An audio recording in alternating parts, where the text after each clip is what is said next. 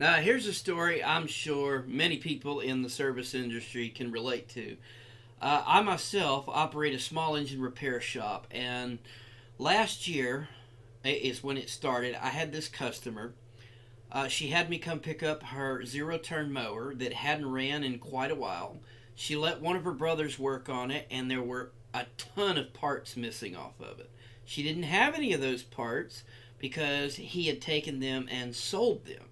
So she needed the parts replaced, the mower fixed to where it would run, and cut grass. So I took it back to the shop and I performed a basic diagnostic, and I called and I let her know. I said, "Look, I don't know exactly how much this is going to cost. It's going to require a lot of labor. It's going to require a lot of parts. There's other parts that might have to be replaced, but I can't tell until I replace these other parts first and see how it operates." And she said, "Okay, well, I don't actually have any money right now, but I'll bring you $300 next month to get you started." So I said, "Okay, well, that's a long time to just sit on someone's equipment, but okay, I'll do this for her." "Okay, sure, ma'am, I'll do that. I'll see you in a month."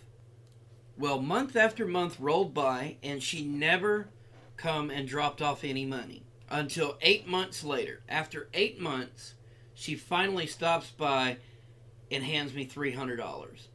And I'm shocked because I was actually getting ready to send her a letter and let her know that I was fixing to sell the equipment for storage fees. So I was delighted that I didn't have to do that, so I didn't even mention it to her. I just took the money, gave her a receipt, and started ordering the parts that were needed to make the thing run so that I could continue testing to see what it needed to mow and everything else. Well, someone had chopped up the wiring harness to the point that I could not figure out what the electrical problem was because they had cut so many wires out, added so many others, so it was just it was going to take more time to trace everything down, that it would cost so much in labor that it was cheaper to replace the harness. The harness alone was $150. That's part, shipping, everything. So I got that part ordered, replaced it, replaced the solenoid, and boom, now the thing spins over. Okay, so clean the carburetor because it's sat for quite a while, clean the fuel tank, put fresh gas in it. Now it starts up and runs. But it needs a battery. I'm boosting it off. So, okay, now we have to put a battery on it. That's more money. At this point, I have burned through all the $300, so I call and let her know. And she's upset, but she seems to understand and vows to bring me another $150. Well, it takes her about a month, but she finally brings me another $150. This ordered the belts and things like that so that I could make it drive. Well, we finally got ready to work on the PTO and make it actually cut grass. So I replaced the PTO switch, and the PTO starts functioning as it should. Except for the fact that one of the spindles on the deck is locked up. It is sat for so many years that the bearings are solid. So we have to replace the spindle. This is another $125. This is a Gravely lawnmower. The parts are not cheap. So I replaced the spindle, replaced the blades. I've got it all fixed up. It runs like a champ. It cuts like a champ. Now bear in mind that between the initial payment of $300 and when I get it completely fixed and ready to go is a period of about 3 months.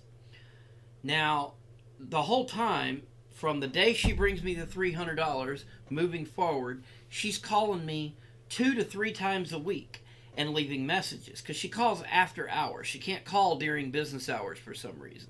And she leaves these nasty messages like I am purposefully avoiding her and she just can't stand it. It should also be noted that when she calls and leaves these messages, they're on the same day and they're 30 minutes apart. So she'll call at 1 o'clock on Sunday and then call at 1:30 on Sunday. Now again, she would do this several days a week, but she would do it after my shop was closed, so she's getting the voicemail. Finally, she leaves me this really nasty message about the time that I got the mower fixed up and ready to go. So I call her back for the bajillionth time to let her know that the mower's ready. She doesn't answer her phone. So I leave her a message and I let her know that your mower's ready, but there's no reason to keep calling me and leaving me nasty messages. You're calling me after hours. I don't answer the phone after hours, and I can't read your mind to know when you're going to answer your phone, so we keep playing phone tag with voicemail. Well, I learned later on that, as it turns out, she actually doesn't check her voicemail. She actually told me this when I went to drop off the equipment, but we'll get to that. So she calls me again. She hasn't heard my message. She's pissed off beyond belief that I have not returned her call. And I tell her, I said, well, ma'am, I did return your call. I left you a voicemail yesterday at this time. Because I make meticulous notes on this stuff so that I can argue with somebody if I have to. So I explained to her the price, which is almost $800. Now, bear in mind, I'm not a shyster. I let her know when I first picked up the mower that it would be much cheaper not to fix it. That it would be better off just going and buying a decent used lawnmower, but she insisted that no matter the cost, her brother had given her this mower and she had to have it. It must be fixed. No matter what it costs, just fix it. She'll come up with the money and pay for it. So we've got a bill that's almost $800. $550 of that is parts. The rest is labor. Now, I'm nice. She was one of my first customers when I moved to the area, so I did not charge her for pickup and delivery. So automatically, that's close to $100 she's saving right there. But she starts throwing a fit. Oh, I can't afford that. Why didn't you tell me it was going to be so expensive? So I reiterated, ma'am, I told you when I first picked up the equipment, it was going to be very expensive to fix it, that you would be better off buying a used mower, and you insisted that it should be fixed. Well, her grandson, got me on speaker, and her grandson is there. He's 17, 18 years old, and he says, yeah, Nana, that's what he told you. I was there. So she calms down a little bit, but not much, and says, well, I don't know when I'm going to be able to come up with that amount of money. It could be several months to a year before I have that kind of income to put on a lawnmower. Now, this woman, it should be clarified, is related to many of my neighbors and many people in the community. So I'm going to try to keep her happy, and I just won't do business with her again to avoid problems in the future. So the last thing I want to do is have to sell her lawnmower for the labor and parts charges that she owes me, because that's going to cause me more problems than it's going to solve. So I decide, okay, well, I'll shoot myself in the foot. I will write off 50% of the labor. So I do all the math on this, and I let her know that it's actually just going to be an additional $250 on top of what she's already paid me. So she agrees to this and says, okay, I'll have the money tomorrow. Let me know when you're ready to bring it out. I said, okay, well, I'll call you. What time's a good time? She said, anytime after 10 a.m. So I wait till the next day, and I call her. She actually answers the phone the first ring, and I let her know that I'm fixing to head that way. Is she home? She said she was, so I head that way. I get there, unload the equipment, walk up to the front door with the invoice, and she says, oh, here's the $200. I'll have to get you the $50 later on. Now, of course, I'm thinking, what the hell, lady? Now, I didn't say that, but I'm sure thinking it. She explains that she had to have gas, so she had to spend that $50. But she knows where I live, and she's good for it. She'll take care of it. It should be noted that I've already unloaded the equipment. So at this point, if I was to load the equipment back up and drive off with it, I would be stealing the equipment.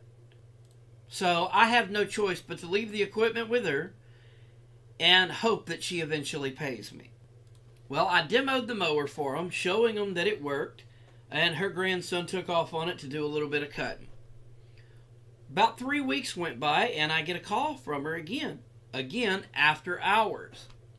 She's calling to let me know that the new bearings I put on the deck have seized up and it's burnt the belt up, and this is my fault, and I need to get my ass over there and fix this fucking thing now.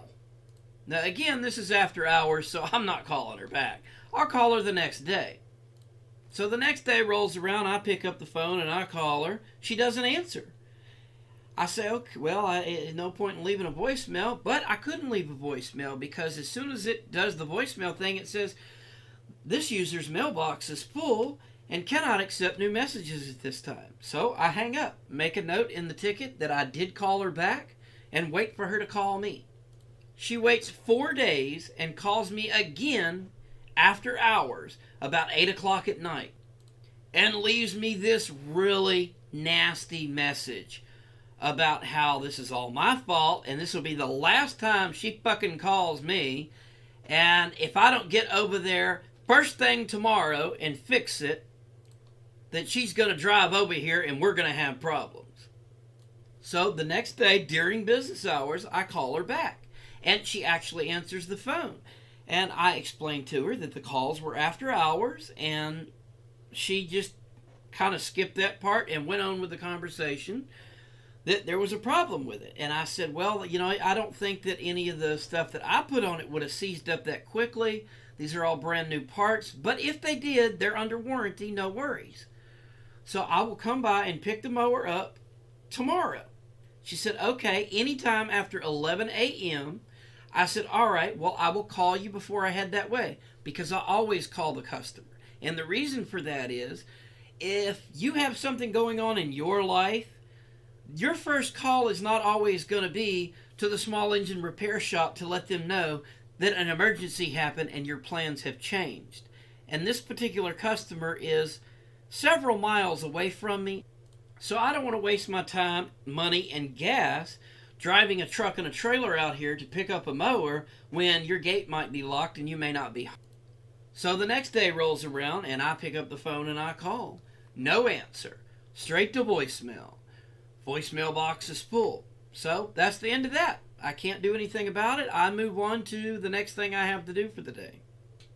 She waits till a week and a half later and calls me after hours yet again, and leaves me the nastiest of nasty messages, just cussing me, threatening me, letting me know that if I don't get out there right now and pick this mower up and fix what I tore up on it, that we're going to have some serious problems. And that this will be the last time she calls me for anything if I don't return her call. So I decided at this point, well, hey, she owes me $50, but I'd rather just lose the $50 than deal with this customer again. I'm probably not going to get the money again, and wait until I go get this mower, and it turns out that one of the other spindles that weren't replaced has seized up. She's going to try to blame that on me and want me to fix it out of my pocket, and that's just not going to happen. So I decided to cut ties, and that be the end of it. Now, what a moron like this fails to see is, she didn't pay me that other $50.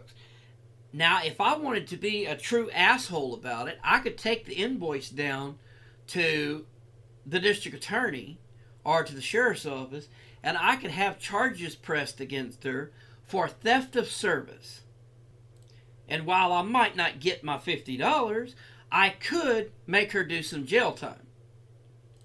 But again, she's related to a lot of people around me, and I don't want to go down that road unless I just have to. Thankfully, I have not heard anything else from this customer. In fact, because of this customer, I had to switch to a PBX phone system. Those ones where you call and it says, all calls will be recorded. Thank you for calling such and such business. Press 1 for this, press 2 for this. Well, I had to get one of those installed, just to keep my phone from ringing at all hours of the night. So I hope you enjoyed the story, and I can say here what I couldn't say to the customer. Congratulations, you old bitch. You just went full retard. I hope you enjoyed this episode. Don't forget to like us on Facebook, Mentally Damaged. Follow us on Twitter, Mentally Damn. Subscribe to Mentally Damaged on YouTube, support us on Patreon, and tell all your friends and relatives about this weird asshole you listen to on the internet. And as always, you can find all of our content at our website, mentallydamaged.com. Thanks for listening. Have a good one.